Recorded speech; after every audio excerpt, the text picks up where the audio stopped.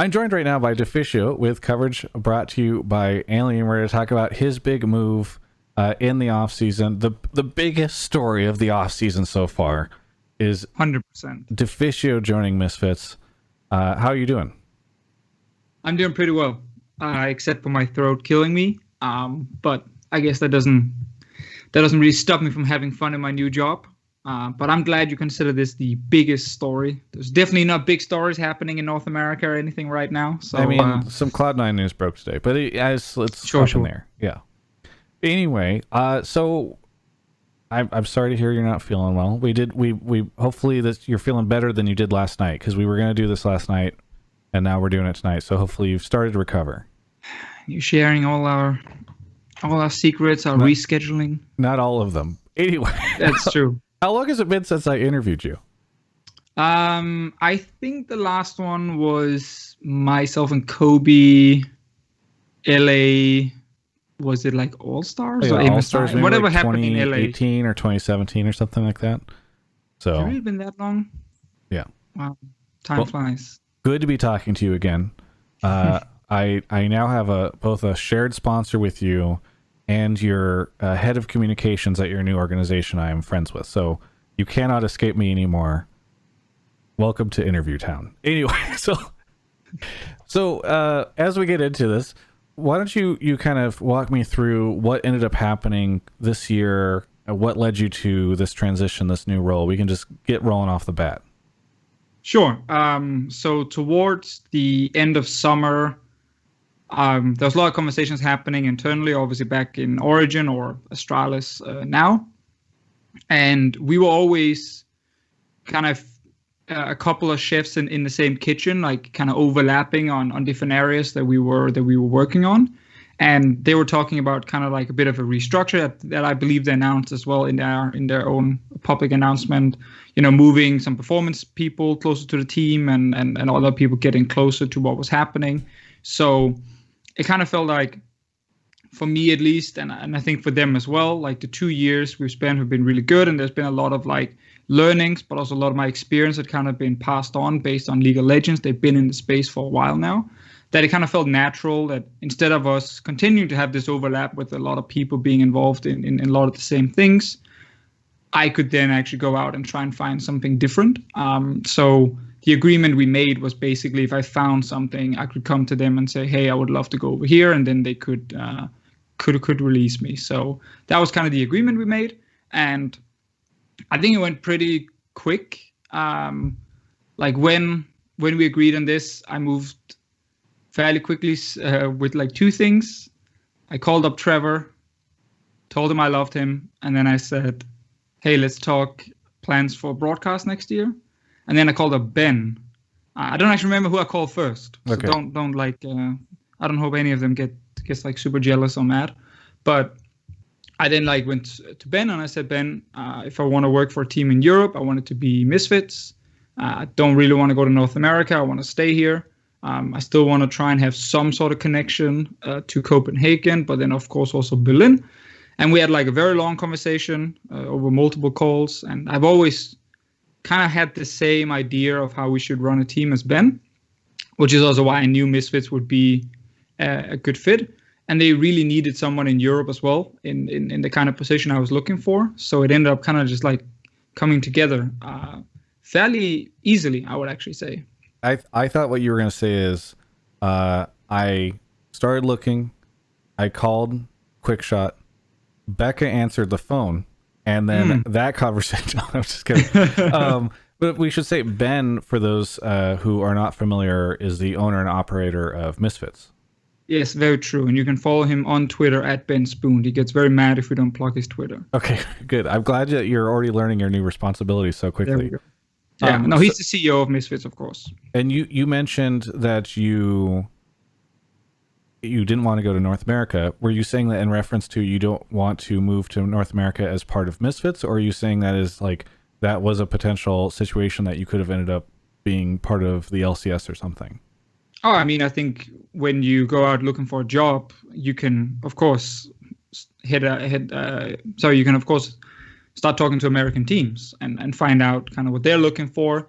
From my understanding, I think a lot of the teams always every year trying to kind of revalue in North America if what they're doing is the correct thing or not, and look for potential changes. But to me, that wasn't really an option. So it was actually nothing to do with the teams whatsoever. I never even, tried to reach out to them because I'm very, very European. And I think that was always part of my brand. And it's very important for me to be involved in the LEC, either as a team or as a caster or whatever. I guess it's European pride kind of thing as well. And I just think like the way European players and the way European teams operate fits me really well.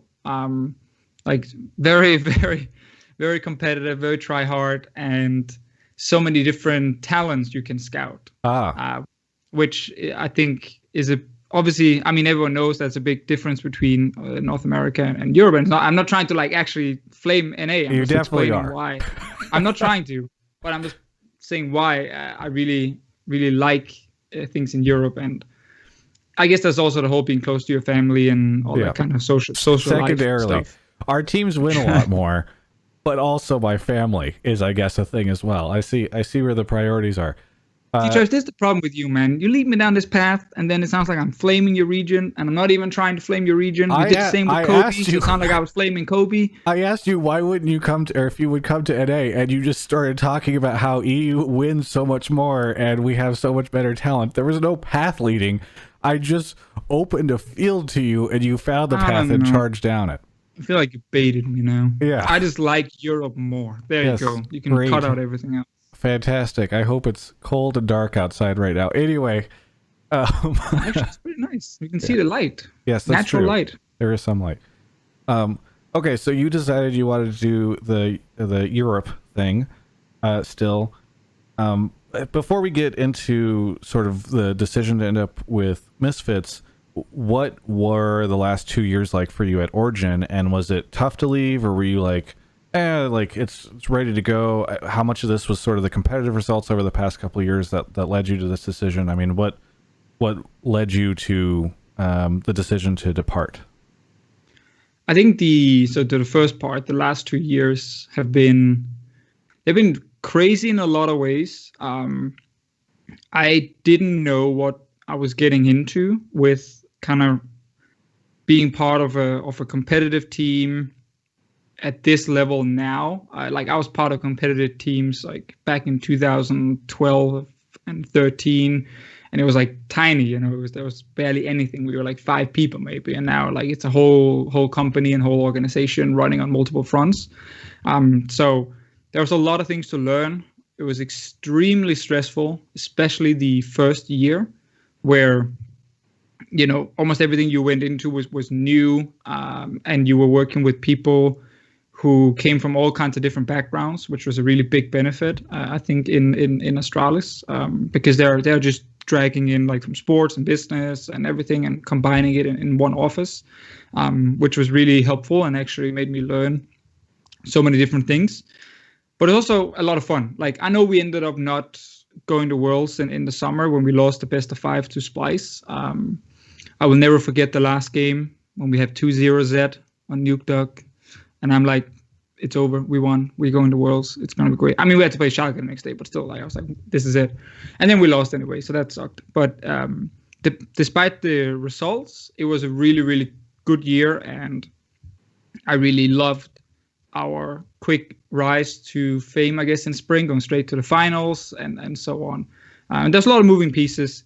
I think the second year was when the results, I guess, started affecting myself, but I think everyone as well, because we rebuilt roster a bit. We had a super good spring split again, in at least regular season, where we were like top 2 or tied for second with Fnatic basically the entire split. And then we were very competitive in playoffs, but didn't get to the final. So that was obviously a bit of a defeat. But then Riot announced 4 teams going to Worlds. We were just top 4 clearly. We just smashed Rogue in playoffs. And yeah, the expectations were super high, obviously, going into the summer split. It was like, we have to make Worlds now. That's it. We have a super sick lineup. We're already top 4. And when that kind of faltered during summer, and the synergy between players and staff kind of like broke down, and people had very split ideas of what was supposed to happen in terms of how to play the game. And we ended up not, of course, making playoffs and therefore couldn't make Worlds.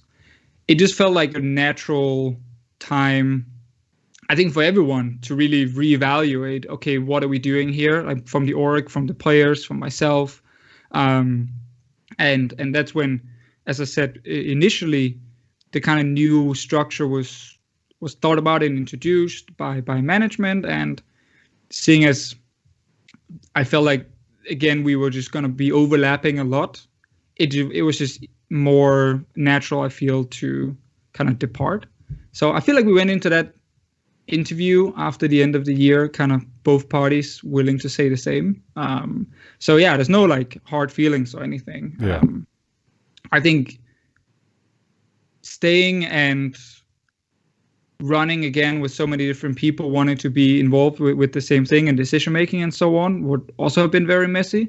So I think moving on, finding, I guess, a new team or potentially have gone for something else was just like the better decision. Also at the time, and I really feel it was a better decision now as well. Did you, so you exited, you were looking for other options, you felt like you'd sort of, everything had run its course there. On the casting side, you said you hit a quick shot. Were you like 50-50 on, oh, I could go do casting again, or I could go be part of the broadcast, or I could go do the team thing, or were you leaning heavily in one direction or the other?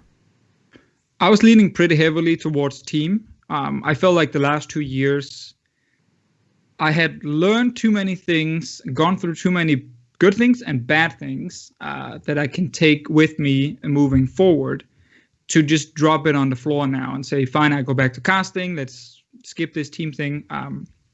Because I think, sure, if you only base it on summer split results, we didn't win the games we were supposed to, but we won a lot in spring split.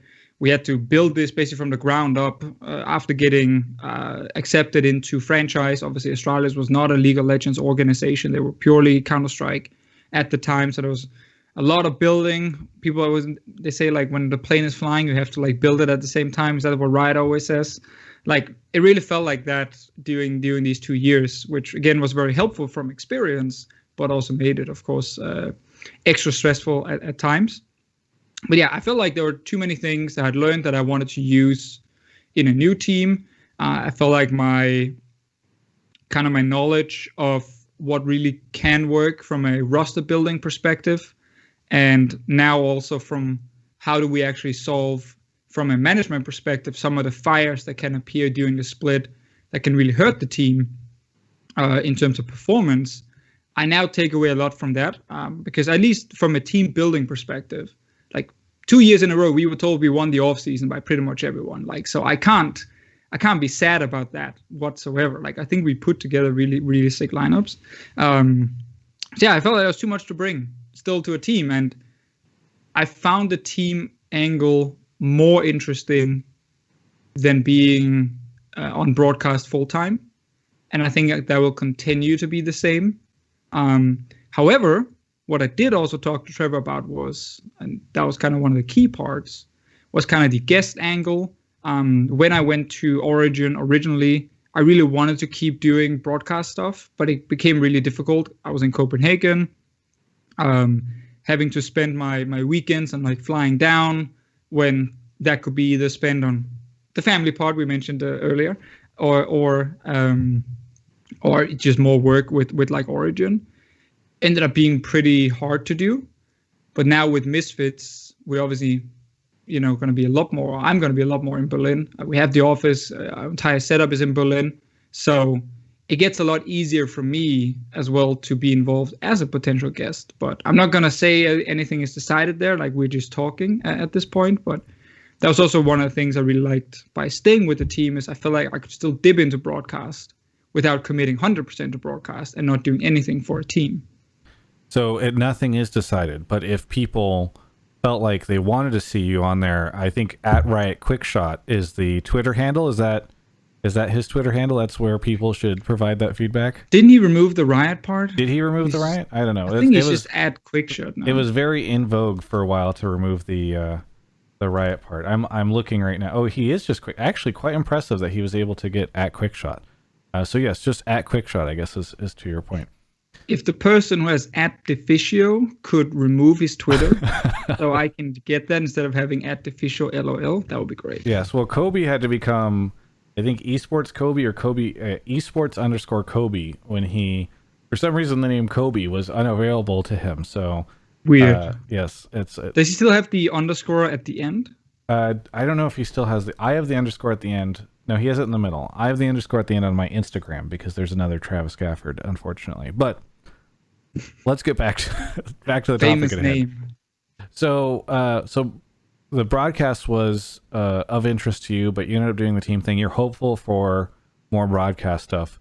What do you anticipate how do you anticipate it being differently? It's 2 a.m. I'm nocturnal. How do you anticipate it being different for you now that you're joining Misfits from even just like an org culture standpoint or challenges or anything that you're going to have to go through? I mean, I just joined, right? So I'm still trying to figure. Presumably you talked a little bit about some of this stuff before you showed up. Yeah.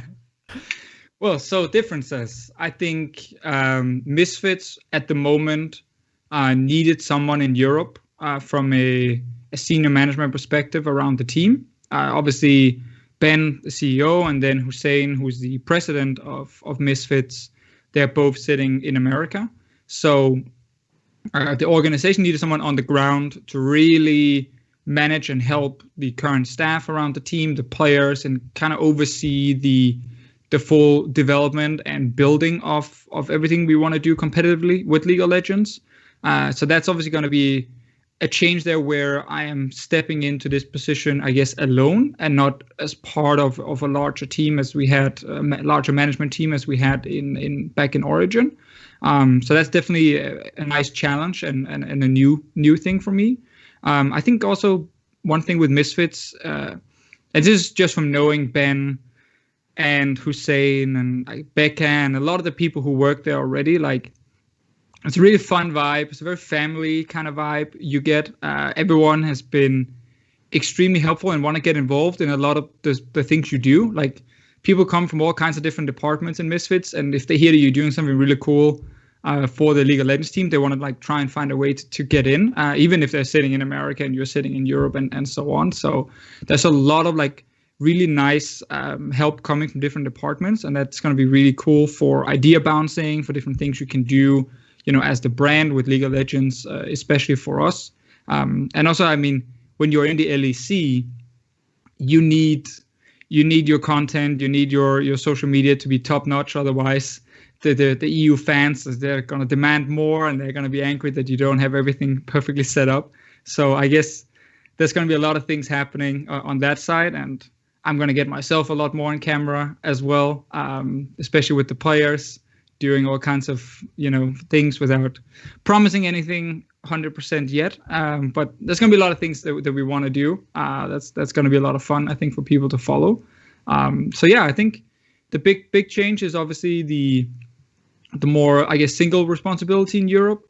Getting to work with Michael, who is our general manager, right next to me, and then Andy, who is our team manager, kind of making sure that we have everything perfectly set up in Berlin, because I think that's one of the big strengths of Misfits, and one of the things that really attracted me to them as well. It's just like our office, our apartment setup, professional chef setup in Berlin are all like top notch, and every player I've talked to loved it. So building around that kind of infrastructure, if we then add in the right people as well, I think we can have a place where people are really happy and really want to play, which is super important, and something I've found like to be a key factor when you are building teams, right? It can't just be about best roster and most money. Like, you need other things as well that people really get attracted to. Well, I was going to kind of ask about that because you mentioned you won the off season multiple times. Do you anticipate, according to other people and myself, do you anticipate having to be at all scrappier with this organization, because there are varying levels of investment in terms of going out and signing tons of players or whatever? And I'm kind of curious, like, do you think that you're going to have to approach it at all differently philosophically whenever you're building the lineups? I think there's definitely one big change that's going to happen on my side, and it fits also very nicely with the Berlin setup I just mentioned, where Misfits are one of the few teams who have the academy team in the same office as the main team. So they're based in Berlin. They live in Berlin, even though they play in the French league. That kind of setup and structure really allows you to do a lot more with your academy team and actually have them much closer to your main team. So like one of the big goals for us is obviously to have a super stacked academy team of like individually very mechanically gifted players who can be LEC ready from like an individual skill standpoint and might lack the experience or something like this, and then integrate them much faster into the main team. Like, you know, they're gonna work in the same office, they can go in and watch games. We're gonna be eating together, you know, as a full group most of the time, because most pro gamers are on roughly the same schedule. And being able to kind of have like a close group. I'm not going to call like 10-man roster, because I feel like that's just a weird term people throw out. But it's going to be like a really big thing for us to have a very competitive academy team who can, of course, really put pressure on the main team and actually create a very healthy competition between them. And I think that's going to be a key part of kind of finding some of the new big talents, but also really developing kind of Misfits going forward. We already have like some really good players on main team as well. So that's also going to be a nice bonus, you know, to be able to put together a roster who, in my mind, needs to be able to compete for playoffs in spring. And then, you know, if Europe continues to have 4 world slots going into summer, then obviously I think every organization should have as a clear goal that they are fighting for that world spot. Like, it has to be like a minimum requirement almost, and it's going to be the same for us. Yeah. One of the things that you mentioned with Origin and Astralis was the fact that you got to go and live in Copenhagen. Mm-hmm. I know that was like a thing that you really liked the idea of, and that you'd been kind of wanting to do that for a while, and I think you've even kind of bounced back and forth over the years. So was that difficult for you to do this? It sounds like you're going to be in the office a lot in Berlin, so I assume you're going to have to be spending a bunch of time there. I don't know if you're fully moving back or whatever, how you've managed that sort of process. It's going to be like 50-50. So I'm okay with it. My better half is okay with it. It's not set in stone which days you're in Berlin and whatnot, but like there's going to be a lot of days in Berlin in the office, but then there will also be enough days back in Denmark. And then during off seasons, during break times, when there's nothing related to office, this is an organization that's, you know, American and European at the same time. So there's naturally a lot of things going on online. And the vast majority of people are obviously people you will reach online. So there can be a lot of course, you know, work from home type days. So I think it will end up being fine. I've always liked Berlin. I just naturally felt more drawn towards Copenhagen, also just for family reasons. So that would be enough time to be both places in this setup, which is, by the way, now that you asked about the whole broadcast team thing as well. Did I ask about that? You asked about earlier, like twice or 3 times. You a while ago, yes. But now that I've asked about it, yes. Now do you? No, I just want to add like this one little part about it for people also to understand. I think if you commit to a full-time broadcast, in my situation, and you're traveling down to Berlin, you're always locked up in weekends. Versus working for a team, you can be a lot more flexible in which days you're actually going to be there on the ground. It might be more days you're doing it, but at least you can sometimes free up certain weekends. As a broadcaster, you're kind of committed to like a set schedule for almost the entire year. And I think that makes the traveling a lot easier on the team side, because you can kind of combine it with other people also having time off and so on, which is not possible as a broadcaster. But we get into personal stuff here, Travis, so ease up on the questions. That's fine. Oh, I do have one. Before I ask you if you have anything you want to say to any of the fans out there, another personal question. Right on the other side of this wall is Sam Hartman Kensler. And I'm very curious if you talk to him still, if you miss him, because I can pass words on to him after this. I told him I was going to be talking to you, but I think he's probably wearing like gym shorts and a tank top, so he doesn't want to be on camera right now to say anything. But I can pass along a message if you'd like.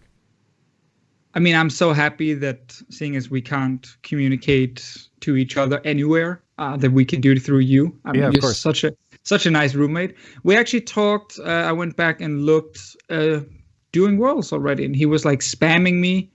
One of the first things he wrote was because I predicted Unicorns of Love to win the first game of groups. He just wrote like in full caps lock 5 minutes before his cast. What's the inside information on unicorns? Spill the beans. And I was like, 5 minutes before the cast, so he was really prepared for ahead of time, getting ready for that.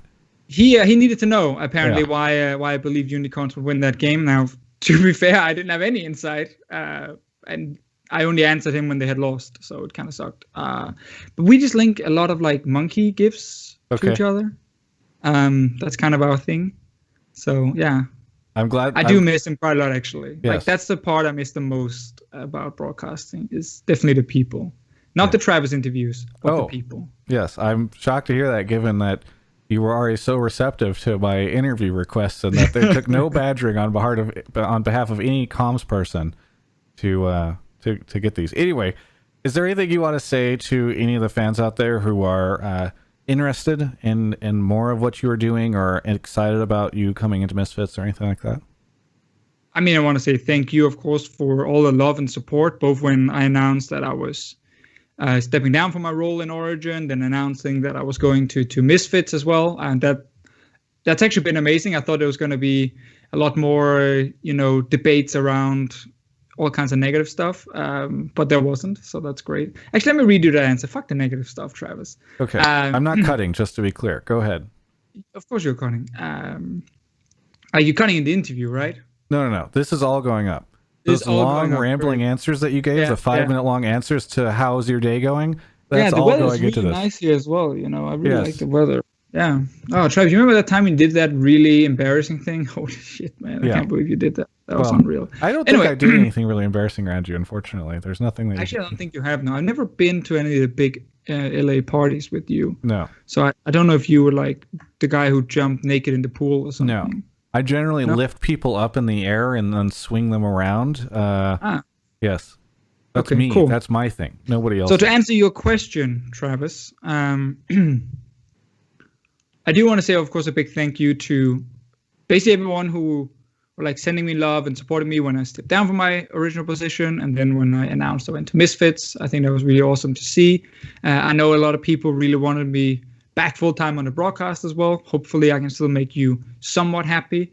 I think the things we're going to do here in Misfits over the next few years is going to be super cool. And I really want people to kind of follow the transition of a lot of our players. We're going to get their personalities a lot on camera together with me as well. And I think it's going to be a lot of fun to follow. And we need to go to Worlds. That's the big goal of the organization. And I believe we can do that. So follow me, follow the organization, and support us in what we do. Yeah. Well, looking forward to seeing how it goes. Again, thank you so much for this interview that you did utterly willingly, much like every other interview we've ever done. I didn't know what you mean. Looking forward to seeing how things go for you in the coming year. And again, thanks for the conversation. For everyone else, you can check out the rest of my coverage of all things esports right here on my YouTube channel.